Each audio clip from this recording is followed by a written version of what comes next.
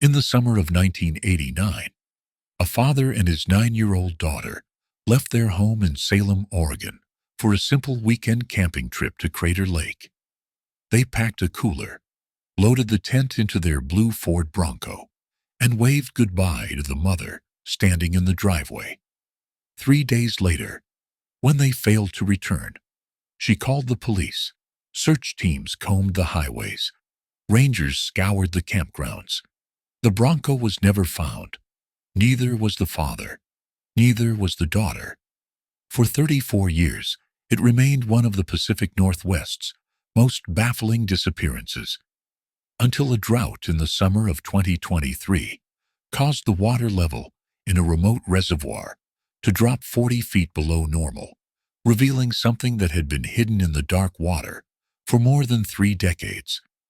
If you're fascinated by true crime mysteries and unsolved disappearances, subscribe now.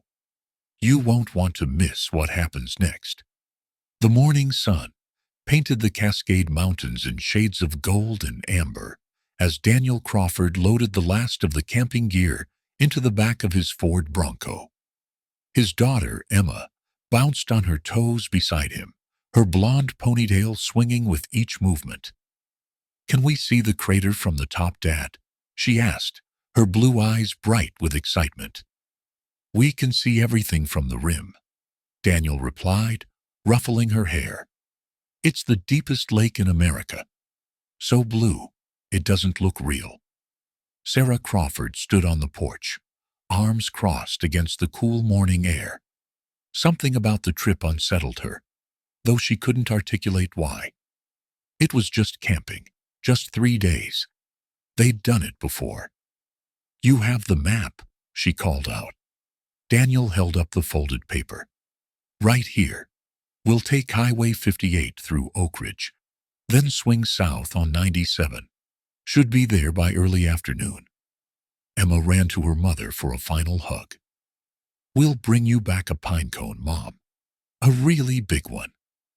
"I'll be waiting," Sarah said, kissing the top of her daughter's head. She held on perhaps a moment too long, breathing in the scent of her daughter's strawberry shampoo. Daniel climbed into the driver's seat, and Emma scrambled into the passenger side, her small backpack clutched in her lap. The Bronco's engine rumbled to life. Sarah watched them pull out of the driveway, watched the blue vehicle turn left onto Maple Street, watched until it disappeared around the corner. That was the last time she saw them, the last time anyone saw them. Dr. Marina Voss stood at the edge of the Willow Creek Reservoir, staring at the expanse of cracked mud that had been underwater for decades. The drought of 2023 had been merciless, reducing waterways across Oregon to shadows of themselves. But this particular reservoir, tucked away in a forgotten corner of the Cascade foothills, had revealed something extraordinary. The sheriff's deputy beside her shifted his weight, his boots squelching in the damp earth. "We spotted it from the ranger tower yesterday," he said. "Thought it was just debris at first, but when we got closer—" His voice trailed off. Marina didn't need him to finish. She could see it clearly now, about 200 yards from the current shoreline. The roof of a vehicle, its blue paint faded to a sickly gray-green, emerging from the mud like a tomb opening. The angle was wrong. The front end pointed down, suggesting the vehicle had gone in nose first and settled into the soft bottom. "You said it matches a missing persons case?" Marina asked. She'd been called in from Portland as a forensic consultant, her expertise in cold cases making her the natural choice when old secrets surfaced. The deputy pulled out his phone, scrolling through photos. "Ford Bronco, blue, reported missing in August 1989. Daniel Crawford and his daughter, Emma. They were heading to Crater Lake for a camping trip." Marina took the phone, studying the grainy photograph of a smiling man with a mustache standing beside a little girl. The Bronco behind them was pristine in the photo, its paint gleaming in the sunlight. "This reservoir isn't on the route to Crater Lake," she observed. "No, ma'am. It's about 40 miles off the main highway. There's an old logging road that runs past here, but it was barely maintained even back then. These days, almost nobody knows it exists." They walked closer to the exposed vehicle, their footsteps leaving deep impressions in the mud. The reservoir had been created in 1967 by damming a small creek, primarily to provide water for fire suppression in the surrounding forest. It had never been a popular recreation spot, too remote and too cold for swimming, too shallow for good fishing, perfect for hiding something. Marina knelt beside the Bronco's rear window, peering inside. The glass was clouded with decades of sediment, but she could make out shapes in the interior. A cooler, what looked like rolled sleeping bags, and in the front seats, two forms that made her breath catch in her throat. "Have you opened it?" she asked, though she knew the answer. "No, ma'am. Waiting for your go-ahead and the proper equipment. We didn't want to disturb anything." Smart, Marina thought. After 34 years underwater, whatever evidence remained would be fragile, easily destroyed by careless handling. She stood, pulling out her own phone to make calls. They would need the forensic team from Portland, a recovery specialist, and someone from the medical examiner's office. As she stepped back to get cell service, something caught her eye. On the opposite side of the reservoir, barely visible through the trees, was the outline of an old structure. A cabin, perhaps, or a ranger station long abandoned. "What's that building?" she asked, pointing. The deputy squinted. "Old Fire Watch Station. Been empty since the early 80s. Supposed to be locked up. But you know how that goes." Marina made a note of it. In her experience, nothing near a crime scene was irrelevant. Every detail mattered, especially in cases where time had buried the truth beneath layers of water and sediment and fading memory. By late afternoon, the area had transformed into a hive of activity. The forensic team erected a canopy over the Bronco to shield it from the sun. A portable generator powered lights and equipment. Marina watched as the recovery specialist, a taciturn man named Green, assessed the best method for opening the vehicle without compromising potential evidence. "Water does strange things to bodies," Green said, addressing the assembled team. "If there are remains in there, they could be remarkably preserved, or they could fall apart the moment we introduce oxygen. We need to be prepared for either scenario." The medical examiner, Dr. Philip Santos, nodded grimly.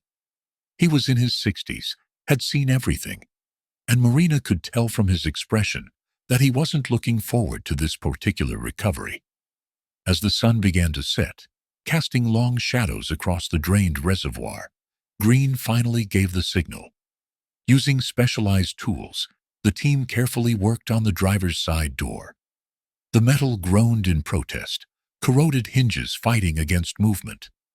When the door finally swung open, a rush of stagnant water and mud poured out, followed by a smell that made several team members step back. Marina forced herself to move closer, to look inside. The skeleton in the driver's seat was held upright by the seatbelt, bones picked clean by decades of aquatic life.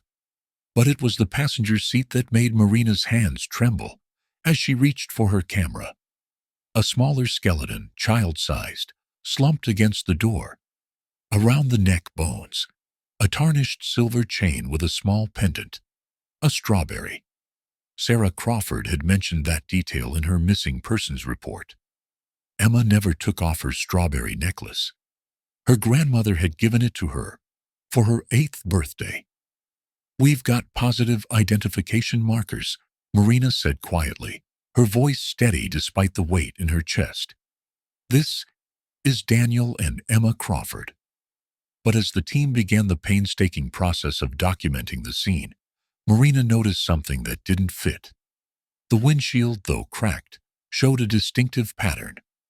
Not the spiderweb fracturing of an impact, but a single point of origin, as if something had been thrown at it from inside the vehicle. And when they carefully examined the dashboard, they found deep gouges in the plastic. 4 parallel lines, like someone had clawed at it in desperation. The Crawford case files filled 3 cardboard boxes stacked in the corner of Marina's hotel room. She'd spent the past 2 days combing through reports, interviews, and maps while the forensic team processed the vehicle and remotes. Sleep had been elusive, her mind churning through possibilities, each more troubling than the last. The official investigation in 1989 had been thorough, but ultimately fruitless. Daniel Crawford had been a high school teacher, well-liked, no known enemies. His wife Sarah had been interviewed extensively, her alibi solid, her grief genuine. They'd checked his bank accounts, found no unusual withdrawals. His credit cards were never used after the day of the disappearance. It was as if father and daughters had simply driven into oblivion. But now Marina had the vehicle, had the remains, and had questions that the original investigators could never have asked. She spread crime scene photos across the bed. The Bronco had been remarkably well preserved by the cold, oxygen-poor water of the reservoir. The tires were intact. The engine, while corroded, showed no obvious signs of mechanical failure. Most significantly, there was no damage to the exterior that would indicate a crash or collision. The vehicle had been driven into the water deliberately.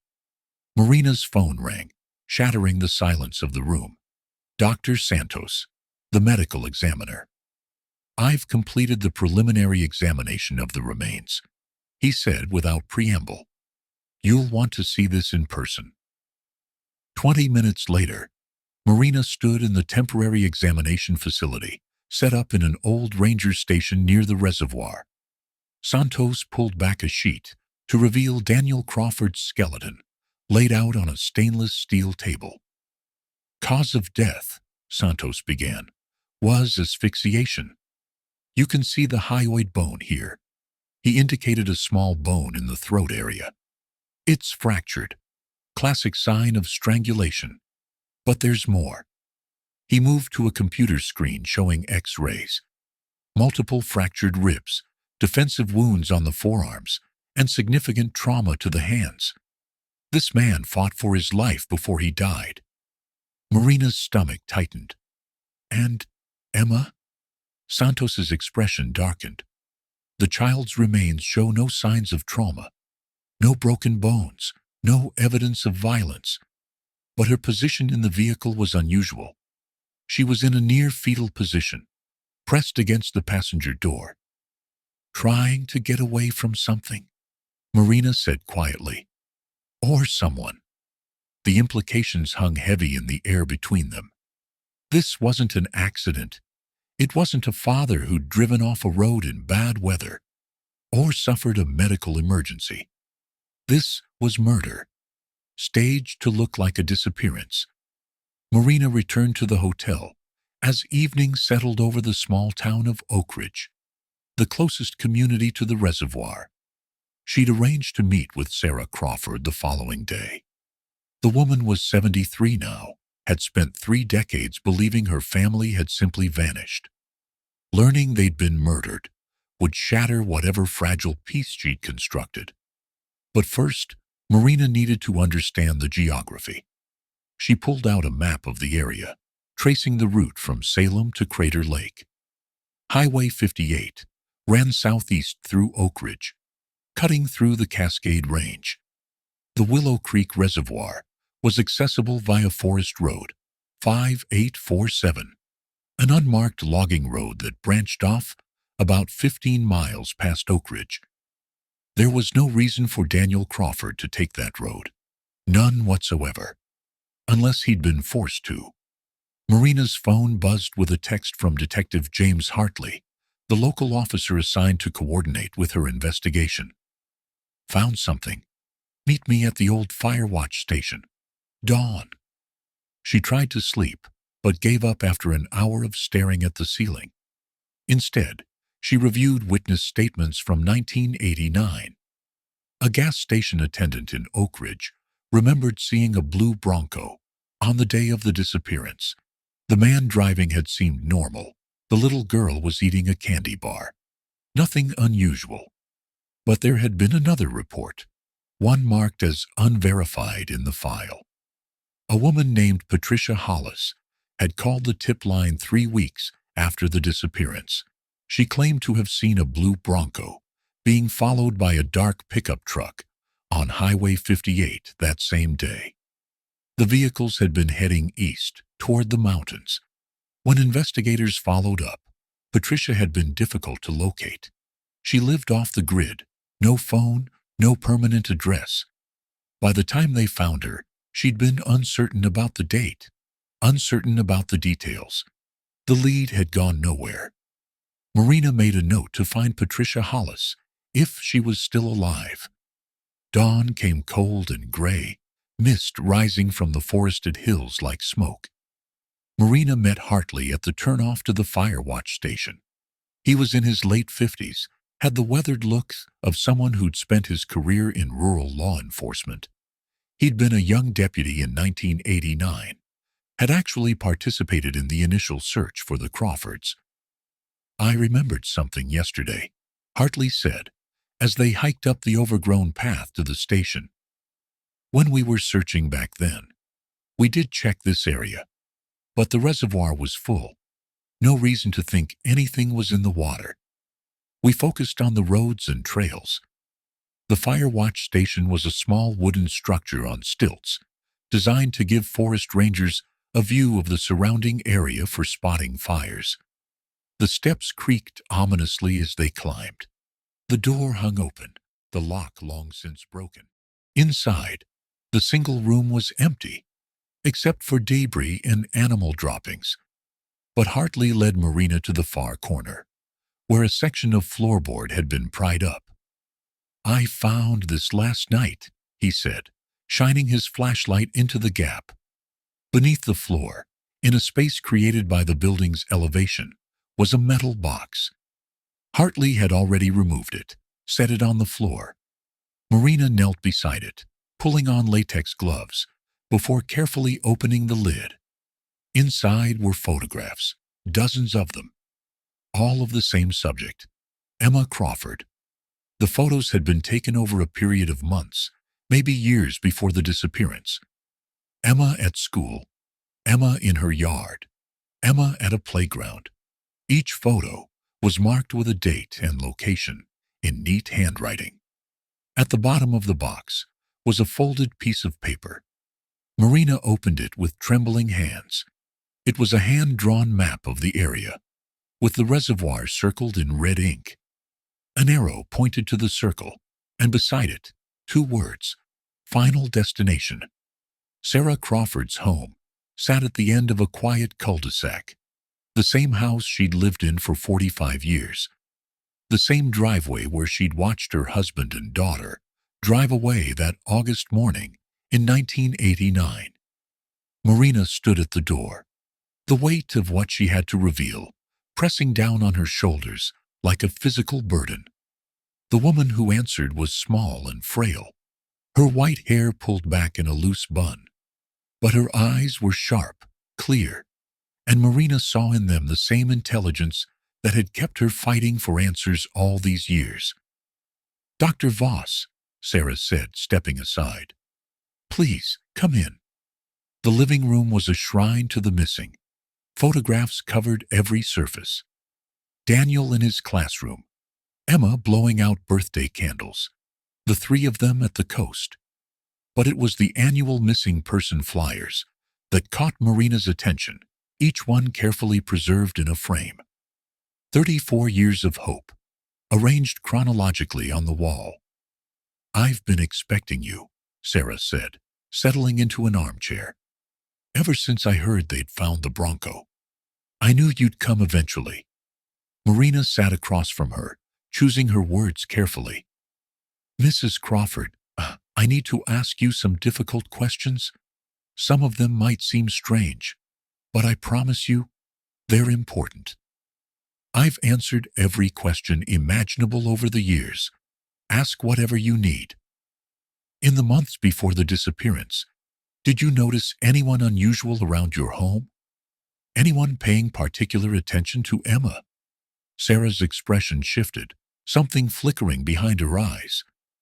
Why would you ask that? Marina pulled out a folder containing copies of several photographs from the fire watch station. She'd selected the least invasive ones, images that could have been taken by chance. We found these hidden near the reservoir. They are dated between January and July of 1989. Sarah took the folder with shaking hands, her face draining of color as she examined each photo. I remember this day, she whispered, touching one image of Emma at a park. We went to Riverfront Park for a school picnic. But who would... Her voice broke. Who would take pictures of my daughter like this? That's what we're trying to determine. Did Emma ever mention feeling watched? Did she talk about any strangers approaching her? No, never. She was such a happy child, so trusting. Sarah set the folder down, pressing her hands to her face.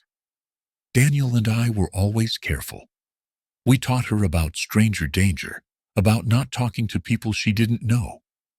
But these photos, someone was following her for months, and we never knew. Marina leaned forward. Mrs. Crawford, I need you to think back. Were there any unusual incidents in those months? Phone calls where no one spoke. Items moved in your yard. Anything that seemed off, even if you dismissed it at the time. Sarah was quiet for a long moment, her gaze distant. When she spoke, her voice was barely audible. The car. What car? There was a dark pickup truck that I saw several times in our neighborhood. I noticed it because it was always parked in different spots, but near enough to see our house. I mentioned it to Daniel once, but he said I was being paranoid. We lived in a safe neighborhood. Things like that didn't happen in Salem. Marina's pulse quickened. Can you describe the truck? It was old, maybe from the 70s, dark blue or black, hard to tell. There was something on the tailgate, a sticker or decal of some kind. I never got close enough to see what it was. Did you ever see the driver? Sarah nodded slowly. Once. I was coming home from the grocery store, and the truck was parked across the street. A man was sitting in it, just sitting there. When I looked at him, he started the engine and drove away. What did he look like? Middle-aged, maybe 40 or 50. He wore a baseball cap, so I couldn't see much of his face. But I remember his hands on the steering wheel. They were large, weathered, working hands. Sarah's voice trembled. You think this man killed my family? Marina couldn't lie to her. I think this man was stalking Emma. I think he forced Daniel off the road somehow, made him drive to that reservoir. Your husband fought, Mrs. Crawford. The evidence is clear on that. He died trying to protect your daughter. Sarah's composure finally shattered. Tears streamed down her face as 34 years of not knowing crystallized into a truth somehow worse than uncertainty. And Emma, tell me she didn't suffer. Please tell me that. Marina reached across and took the older woman's hand. The medical examiner found no signs of trauma to her remains. We believe she drowned when the vehicle entered the water. It would have been quick. It was a kindness. Perhaps not the complete truth, but Sarah Crawford had carried enough horror. She didn't need to imagine her daughter's final moments of terror as water filled the Bronco. As she watched her father already dead in the driver's seat, they sat in silence for several minutes before Marina asked the question she'd been holding back. Mrs. Crawford, did Daniel have any connection to the fire watch station at Willow Creek Reservoir? Did he ever mention it, or did you ever go there as a family? Sarah shook her head. I'd never even heard of that place until the news reported finding the Bronco. Daniel loved camping, but we always went to established campgrounds, state parks, places like that. He was cautious, especially with Emma along. Marina pulled out another photo from her folder. This one showed the interior of the fire watch station, the metal box visible in the corner. Someone used that station as a hiding place. Someone who knew the area well, who knew it was abandoned and wouldn't be checked. A ranger? Sarah suggested. Or a Forest Service worker? Possibly. Or someone who spent a lot of time in those mountains. A logger, a hunter. Someone who knew the backcountry. Marina paused. Did you keep any of Daniel's papers? Trip logs, maps, anything that might show where he'd been in the months before the disappearance? Sarah rose slowly from her chair. Everything he left behind I kept. I couldn't bear to throw anything away. It's all in the garage. They spent the next hour going through boxes that hadn't been opened in decades. Daniel's teaching materials, his camping gear, journals filled with observations about nature and his students. And then, at the bottom of a box labeled Maps and Guides, Marina found something that made her breath catch. It was a topographical map of the Cascade Range, well worn from use. Routes were marked in pencil, dates noted beside various locations. Daniel had been an avid hiker, that much was clear. But it was the notation from May 1989 that made Marina's hands tremble. Beside the Willow Creek Reservoir, in Daniel's neat handwriting, followed here. Dark truck. Don't know why. Detective Hartley met Marina at the Oak Ridge Police Department early the next morning. She'd barely slept, her mind churning through the implications of Daniel's map notation. He'd known someone was following him. He'd known months before the disappearance. Why wouldn't he report it? Hartley asked, studying the map through an evidence bag. If he felt threatened enough to write this down, why not call the police? Marina had been asking herself the same question. Maybe he did? We need to check if Daniel Crawford filed any reports in the months before August 1989. Not just missing persons, anything. Suspicious activity, stalking, anything. Hartley made a call to records, while Marina spread out everything they'd collected so far. The photos from the fire watch station, Daniel's map, witness statements from 1989, and the preliminary forensic reports. Somewhere in this collection of evidence was a pattern, a thread, that would lead them to whoever had murdered the Crawfords. Records is searching, Hartley said, hanging up. They'll call back within the hour. In the meantime, I've got something else.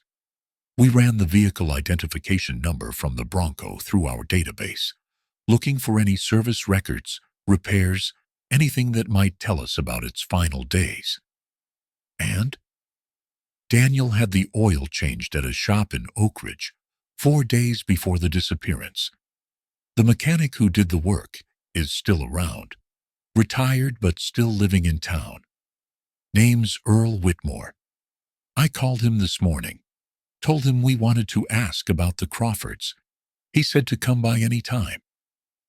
Earl Whitmore's house was a small ranch on the outskirts of Oak Ridge, surrounded by pine trees and the rusting hulks of vehicles in various states of disrepair. The man himself was in his 80s, bent with age but sharp-eyed. He invited them into a cluttered living room that smelled of motor oil and coffee. I remember that Bronco, Earl said, settling into a recliner.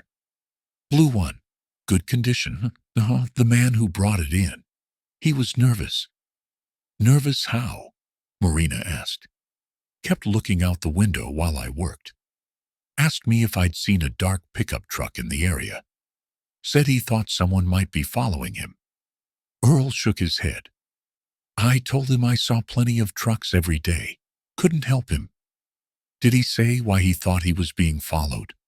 No, but he had his little girl with him. Pretty blonde thing, maybe 9 or 10. She was sitting in the waiting room, reading a book. He kept checking on her, making sure she was okay. Man was scared. You could see it in his eyes. Marina felt a chill run down her spine. Did you see anyone suspicious? Anyone watching the shop? Earl was quiet for a moment, his weathered face thoughtful. You know, there was something. After the man paid and left, I went out back to dispose of the old oil. There was a truck parked down the road a ways, just sitting there, dark-colored, maybe blue or black. Old Chevy, 70s model. When the Bronco pulled out, the truck started up and followed. Did you see the driver? Too far away. But I remember thinking it was odd. The truck had been there when the Bronco arrived, like it had been waiting. Marina exchanged a glance with Hartley. Mr. Whitmore, did you tell anyone about this at the time, when the Crawfords went missing? Earl's face fell. No, ma'am. I didn't connect it until years later. By then, I figured it wouldn't matter. The investigation had gone cold. But I've thought about it over the years, wondered if I should have said something. They thanked Earl and returned to Hartley's patrol car. As they drove back toward town, Marina's phone rang. It was the records department. Dr. Voss, we found something, the clerk said. Daniel Crawford filed a report in June 1989. Suspicious activity. He reported seeing the same vehicle multiple times near his home and place of work. A dark blue Chevrolet pickup truck with Oregon plates.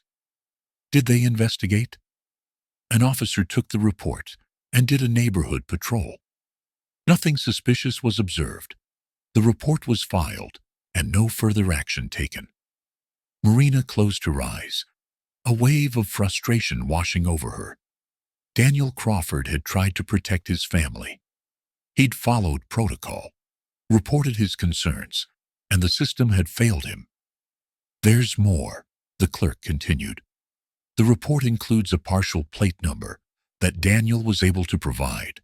The first 3 characters, KLN. Can you run that through the DMV database? Marina asked. Cross-reference with dark blue Chevrolet pickup trucks, registered in Oregon in 1989. Already on it. I'll call you back. Hartley pulled into a diner parking lot, and they went inside, both needing coffee and time to process. The lunch crowd was beginning to filter in, locals who eyed the unfamiliar faces with curiosity. Small towns were like that, Marina had learned. Everyone knew everyone, and strangers were noteworthy. They'd barely ordered when Marina's phone rang again. The DMV search had yielded results. 17 trucks matching that description, with plates starting KLN. The clerk reported, but only 3 registered to addresses in the Oak Ridge area. I'm emailing you the list now. Marina opened her email on her phone, scanning the names. 2 of the registrations had been for businesses, a logging company and a construction firm, both long since defunct. But the third made her pulse race. The truck was registered to Raymond Cole, address listed as a rural route outside Oak Ridge. And beside the name was a notation. Forest Service employee, 1985 to 1992. Position, Fire Watch Coordinator. He worked for the Forest Service, Marina said quietly. He would have had access to every fire watch station in the district. Hartley was already on his radio, calling for backup. That includes the one at Willow Creek Reservoir. 20 minutes later, they were part of a convoy heading into the mountains. Raymond Cole's last known address was a property deep in the national forest, accessible only by a series of increasingly rough logging roads. Hartley had pulled Cole's records. He'd been 53 in 1989, would be 87 now if he was still alive. He'd left the Forest Service in 1992, and after that, the trail went cold.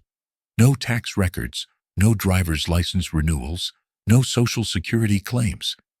He'd either died or dropped completely off the grid. The property was a clearing carved out of dense forest, dominated by a large cabin and several outbuildings. Everything looked abandoned, windows dark, weeds growing tall in what had once been a yard. But there were recent tire tracks in the dirt drive, and smoke rose from the cabin's chimney. Someone was home. The officers spread out, surrounding the property. Hartley and Marina approached the front door, while two other deputies covered the back. Hartley knocked, his hand resting on his service weapon. "Raymond Cole, this is the Oak Ridge Police. We need to speak with you." Silence. Then the sound of movement inside, slow and shuffling. The door opened a crack, revealing a thin slice of a face. The man was ancient, his skin like parchment, his eyes milky with cataracts. But there was intelligence there, and something else. Recognition. "I've been waiting," Raymond Cole said, his voice a dry whisper. "I knew someone would come eventually. I've been waiting for 34 years. Raymond Cole's cabin smelled of decay and old smoke.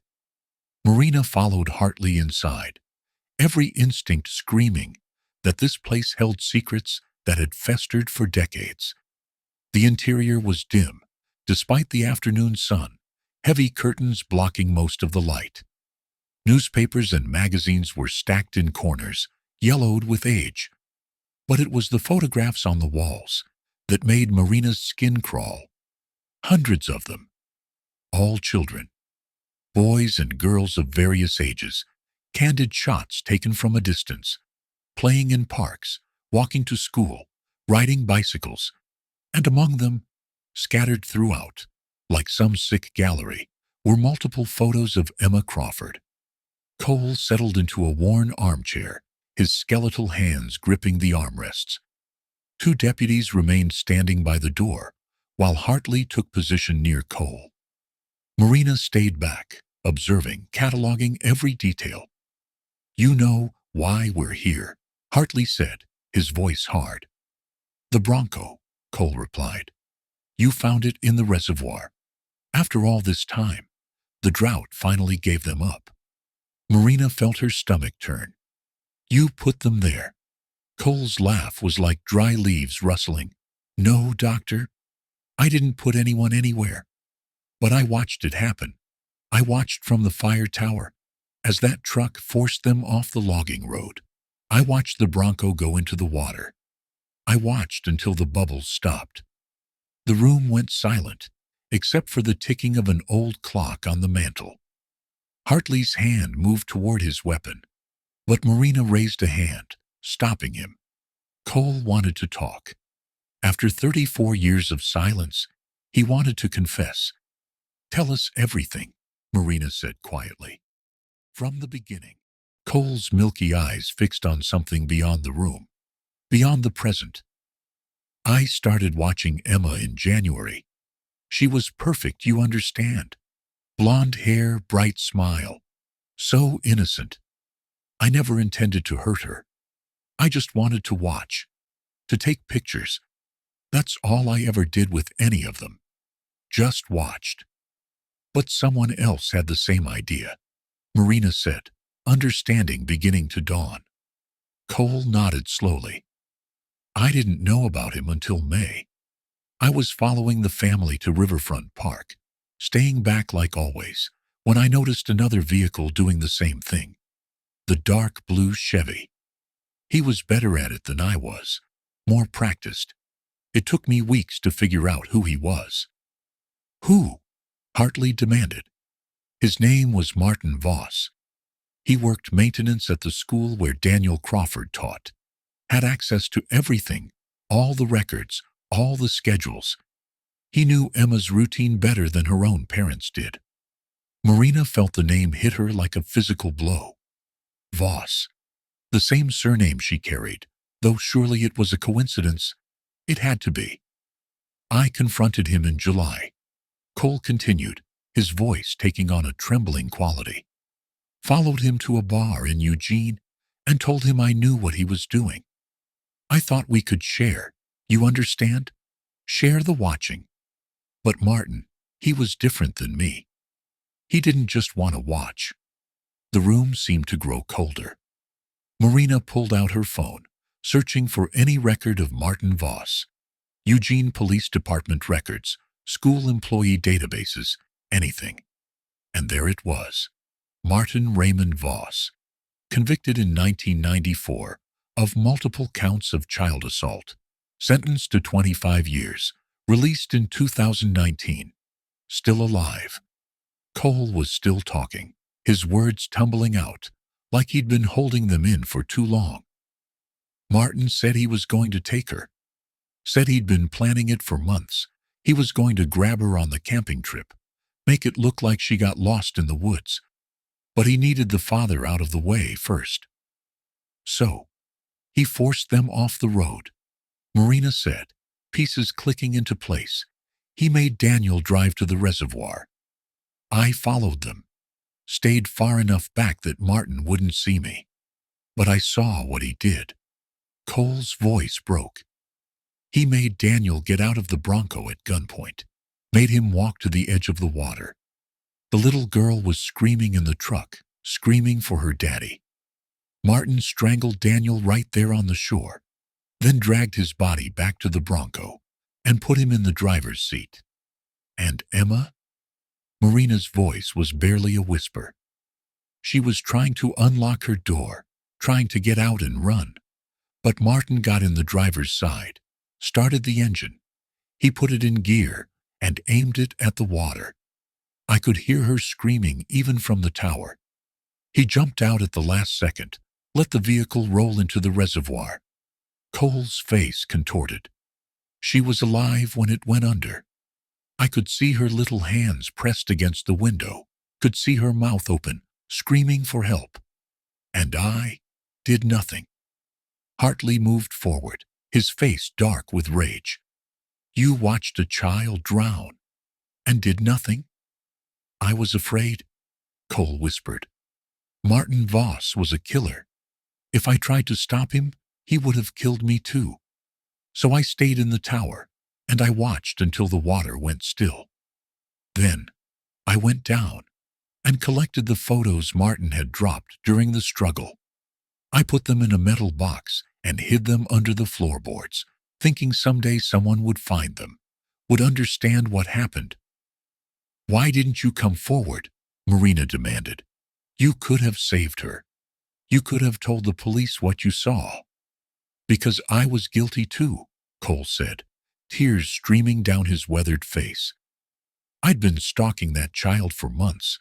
I had hundreds of photos of her, of other children. If I came forward, I'd go to prison. So I kept quiet, and I've lived with it every day since. Watching that little girl die in the dark water, knowing I could have stopped it. Marina stood abruptly, needing air, needing to be away from this man and his decades of cowardice.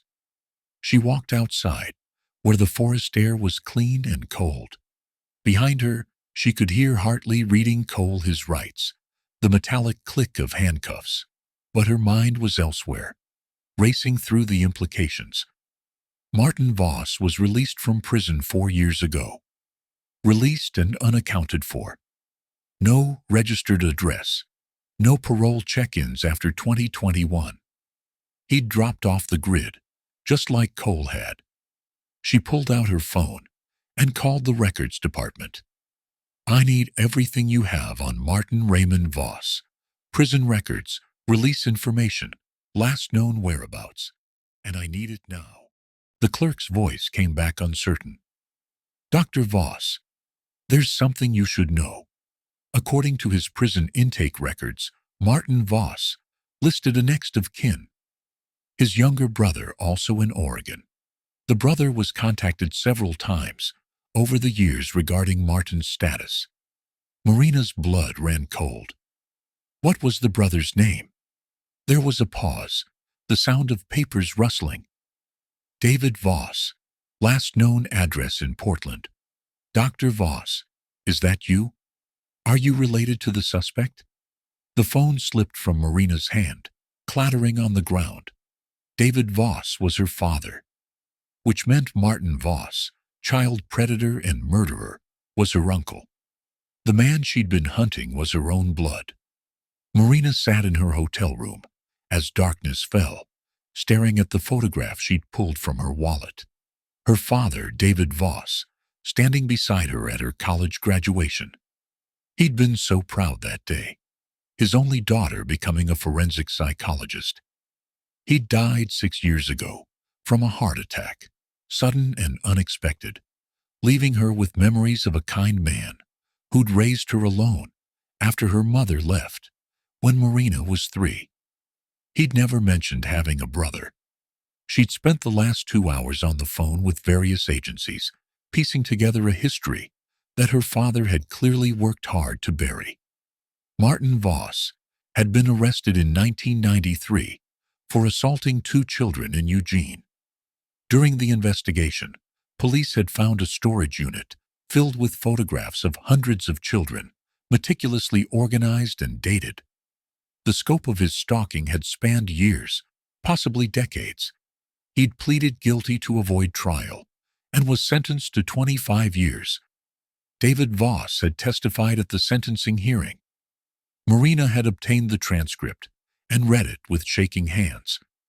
Her father had begged the judge for the maximum sentence, had stated clearly that his brother was dangerous and should never be released. The two had been estranged since the 70s, David cutting off all contact when he discovered Martin's obsession with children. But family connections couldn't be severed so easily. The prison had contacted David periodically over the years, mandatory notifications when Martin moved facilities or had parole hearings. And in 2019, when Martin was released, David would have been notified. Had her father known Martin was out? Had he been afraid? Was that why he'd seemed more anxious in his final years? Why he'd insisted Marina learn self-defense? Why he'd checked in with her constantly? A knock at the door pulled her from her thoughts. Hartley entered, carrying a folder. Raymond Cole's been processed and charged. He's agreed to cooperate fully. Says he'll testify to everything he witnessed. But Dr. Voss, there's something else. Marina gestured for him to continue. We ran Martin Voss through the system. No current address, no contact with parole since 2021. But we found bank records. He's been withdrawing cash from an ATM in Silver Falls, about 60 miles north of here. The most recent withdrawal was 3 days ago. He's still in the area, Marina said, her mind racing. After all these years, he's still here. There's more. We searched Cole's property and found correspondence between Cole and Martin Voss. Letters dating back to 1995, sent to Martin in prison. Cole was writing to him, describing other children he was watching, other families. It was like they were feeding each other's obsession. Marina felt sick. Did Martin write back? Extensively. And in his last letter, dated March of this year, he mentioned wanting to revisit old places, said he felt drawn back to where it all started. He specifically mentioned the reservoir. He's been there, Marina said, standing abruptly. The recent tire tracks we saw, the disturbance in the mud near where the Bronco was found. He went there after the water level dropped. Why would he return to a crime scene after 34 years? Marina thought about the psychology of predators like Martin Voss. They were often compelled to revisit their crimes, to relive the moments of power and control. Because seeing his victims again, even as remains, gave him satisfaction. The drought exposed the Bronco, and he couldn't resist. Her phone rang. It was Dr. Santos, the medical examiner. Dr. Voss, I've completed the full autopsy on both victims. There's something I missed initially, because of the condition of the remains. Emma Crawford's skeleton showed signs of a previous injury, a fractured wrist that had healed several months before death. I checked the medical records Mrs. Crawford provided. Emma broke her wrist in March 1989, falling off playground equipment at school. I'm aware of that injury, Marina said. It's in her file. Yes, but there's something else. During the healing process, the fracture was set improperly. According to the medical records, she was treated at Salem General Hospital. But the way this bone healed suggests it was set by someone with minimal medical training. It's consistent with a fracture that was initially treated, then re-injured, and set again by different hands. Marina's blood ran cold. You're saying someone else treated her injury? Possibly. Or she sustained another fracture in the same location that wasn't reported. Either scenario is concerning. Marina thanked him and ended the call, her mind reeling. She pulled out Emma's medical file, scanning through the records from March 1989. The initial treatment at Salem General was well documented. X-rays, cast application, follow-up appointments. But there was a gap in April, a missed follow-up appointment that Sarah Crawford had rescheduled for May. What had happened in that gap? She called Sarah Crawford despite the late hour. The woman answered on the second ring, her voice alert. She clearly wasn't sleeping either. Mrs. Crawford, in April of 1989, Emma missed a follow-up appointment for her broken wrist. Do you remember why? There was a long pause. She said it wasn't hurting anymore. She'd been complaining that the cast was itchy and uncomfortable, but suddenly she stopped complaining. Daniel and I thought it was healing well, so we didn't push the appointment. Did you notice any other changes in Emma around that time? Sarah's voice grew quieter. She became withdrawn.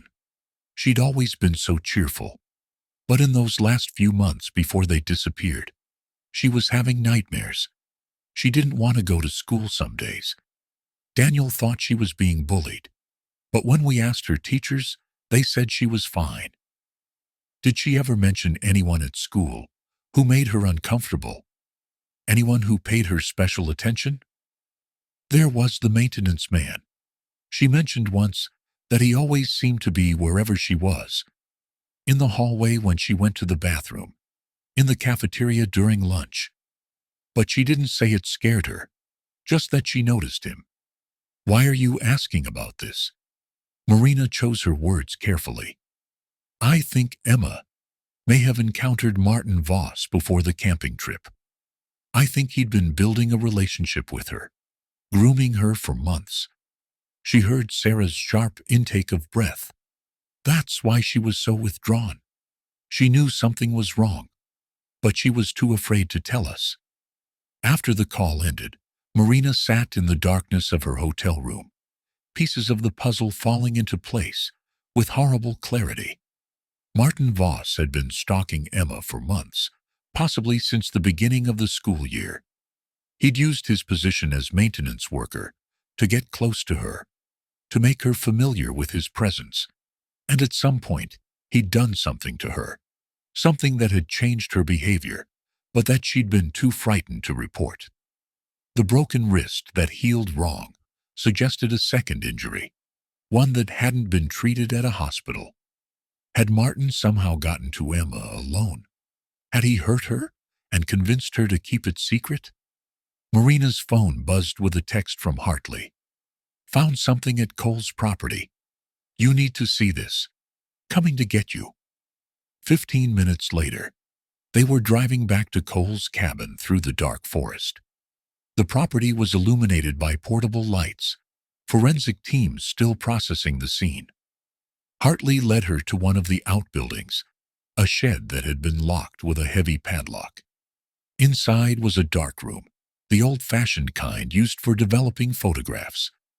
The walls were lined with clotheslines, where photos hung like grotesque decorations.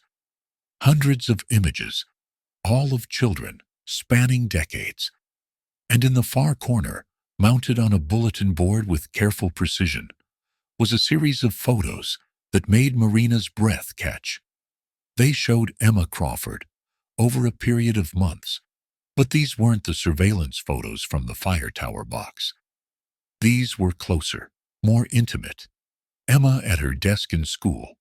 Emma in the school bathroom washing her hands. Emma in a room Marina didn't recognize, looking directly at the camera with fear in her eyes. "These aren't Cole's photos," Marina said. "The angles are wrong. The perspective is different." Hartley pointed to the bottom right corner of each image, where there was a small stamp. MV Photo Lab. Martin Voss. He had his own darkroom somewhere. Cole must have kept these as souvenirs. Or as insurance, Marina said. Evidence he could use against Martin if needed. She leaned closer to the photo of Emma in the unfamiliar room. Behind the little girl, barely visible in the background, was a calendar on the wall. Marina could just make out the month. April 1989. This photo had been taken after Emma broke her wrist, and the setting suggested it wasn't at school or any public place. It looked like a basement or storage room, someplace private, where Martin Voss could have a child alone, without interruption. "He had her," Marina whispered. "Before the camping trip, he'd already gotten to her. That's why she changed, why she was withdrawn and frightened. He'd already hurt her, and he was planning to take her permanently." The ATM in Silver Falls was located outside a small grocery store on the main street. Marina and Hartley arrived just after dawn, accompanied by 2 state police detectives who'd been brought in to assist with the manhunt. The store owner, a woman in her 60s named Gloria, had been more than willing to review her security footage. "We don't get much crime here," Gloria said, leading them to the back office. "But after that drought exposed those poor people in the reservoir, well, everyone's been on edge. You think this man had something to do with it? We just need to identify him," Hartley said diplomatically. The footage from 3 days ago showed a man approaching the ATM at 11:47 at night. He wore a hooded jacket despite the summer heat, his face angled away from the camera. But as he reached for the keypad, the hood shifted back slightly, revealing a profile. Marina felt her stomach turn. The man was elderly, his face deeply lined, but there was something familiar in the shape of his features. She'd seen those same features in her bathroom mirror every morning. "Can you zoom in?" she asked, her voice steady despite the turmoil inside. Gloria manipulated the controls, enlarging the image. The man's hands were visible now, weathered and large, with prominent veins. On his right wrist was a tattoo, faded with age, but still visible, a series of numbers. "Those are dates," one of the state detectives said, leaning closer. "Look at the format. Month, day, year." Marina counted 7 sets of numbers running up the man's forearm. 7 dates, spanning from 1977 to 1989. The last date was August 15th, 1989, the day Emma Crawford had died. "He's marking his victims," Hartley said quietly, "keeping a permanent record." "Can we trace the transaction?" Marina asked. "See if he used it anywhere else?" Gloria pulled up the account records. The withdrawal was for $300. But here's something interesting. The card was reported stolen 2 weeks ago. It belongs to a woman named Patricia Hollis. Marina's head snapped up.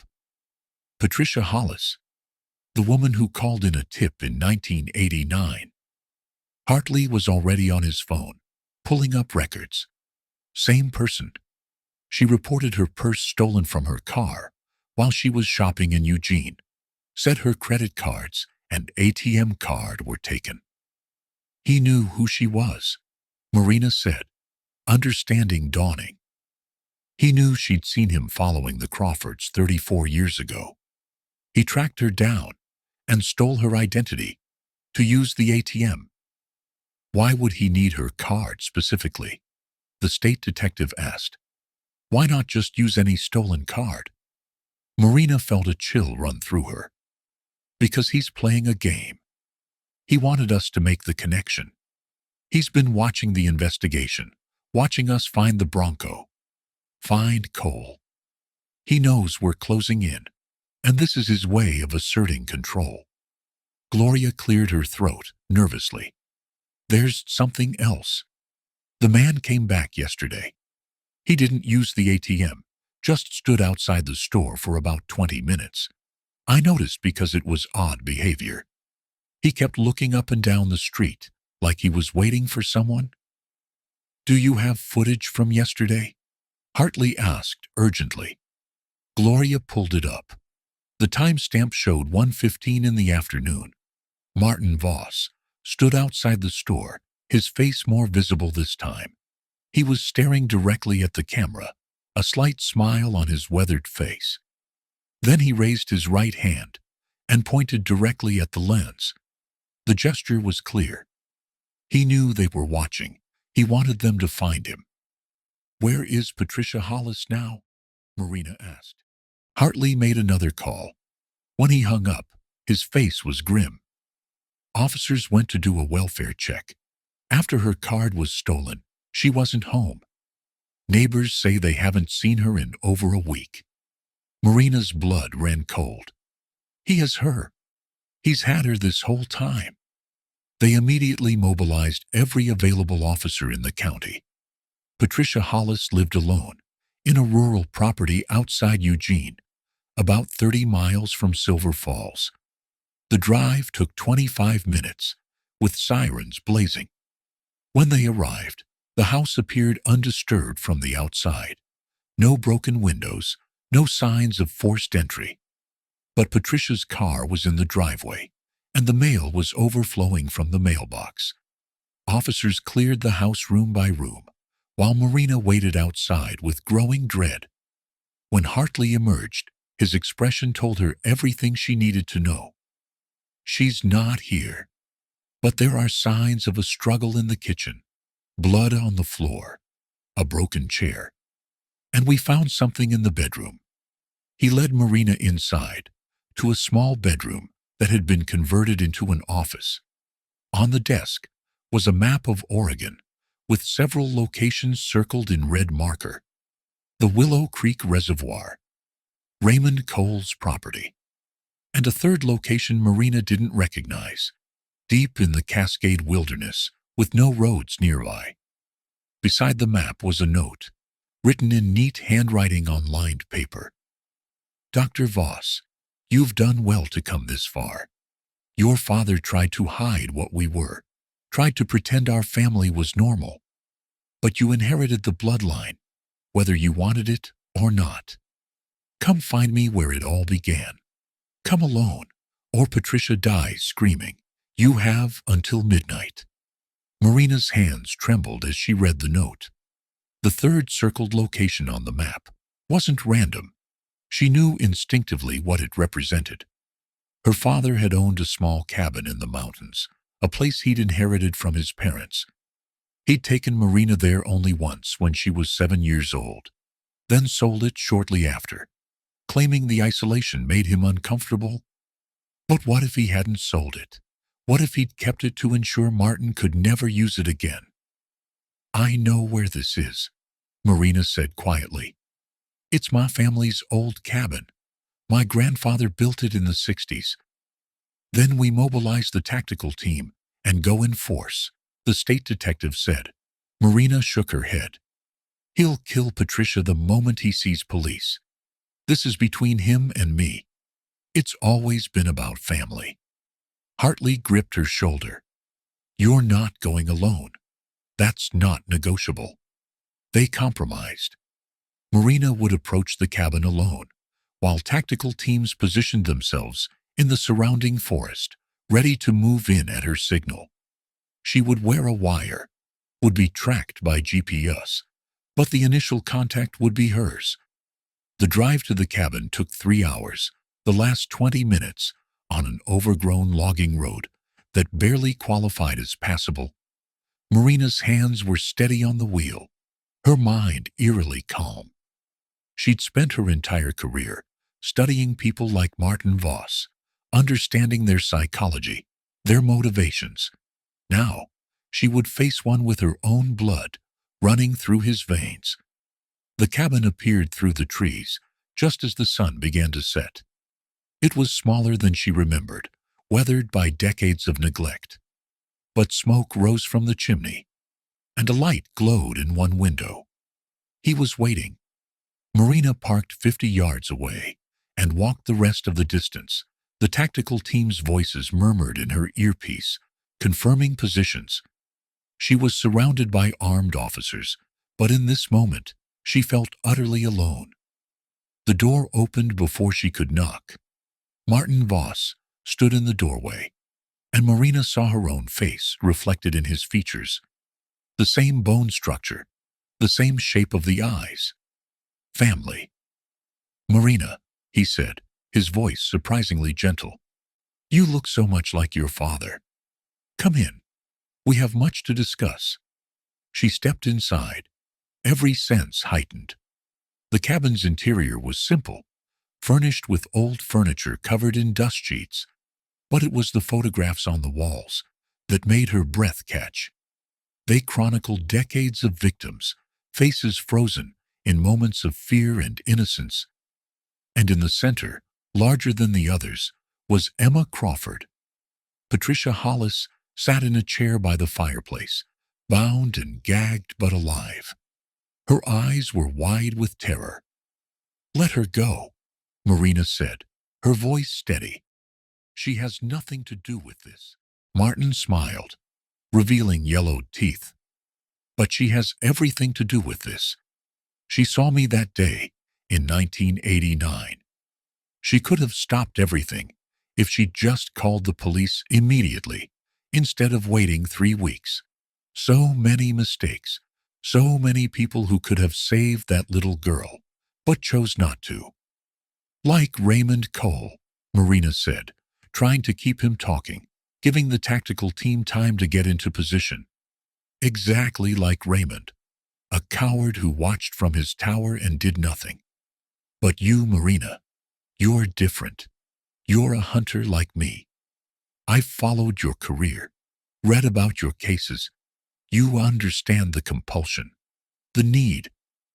I understand that you're a monster who destroys lives." Martin's smile faded. "Your father said the same thing. He never understood that we were special, that the Voss bloodline carried something unique. Our grandfather had it too, you know. That's why he built this cabin so far from civilization, so he could indulge without interruption." Marina felt sick. "My father wasn't like you. No. David fought it his whole life, fought the urges, the desires. That's why he never remarried after your mother left. He was afraid of what he might do if there were children in his life again." Martin stepped closer. "But you, Marina, you spend your life hunting people like us. Don't you ever wonder if it's because you recognize something of yourself in them?" "I'm nothing like you," Marina said, her voice hard. "We'll see. I'm giving you a choice, niece, a test of your true nature." He gestured to Patricia. "You can save her, or you can save yourself. I've rigged this cabin with accelerant. In 5 minutes, it's going to burn with all of us inside. The door behind me is the only exit, and I'm blocking it. You can fight me for it. Try to get past and escape.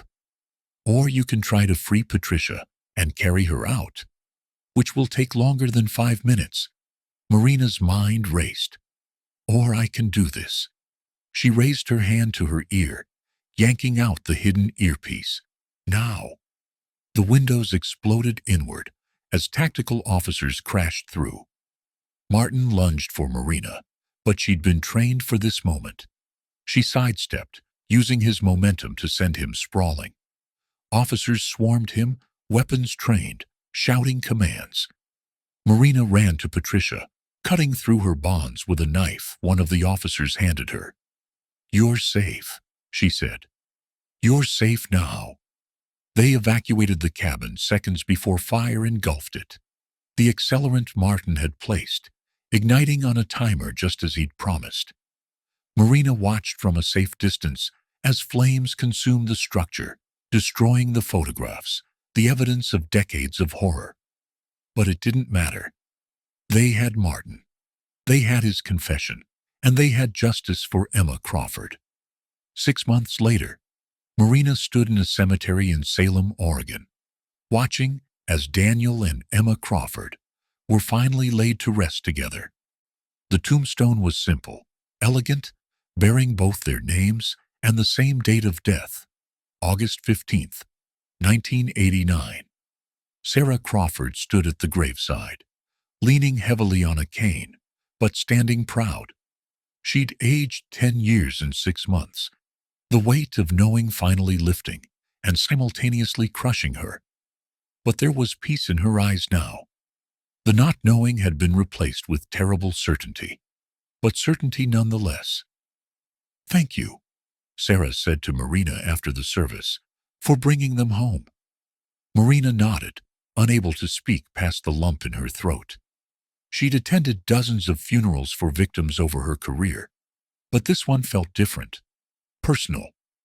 Martin Voss had been convicted on 8 counts of murder.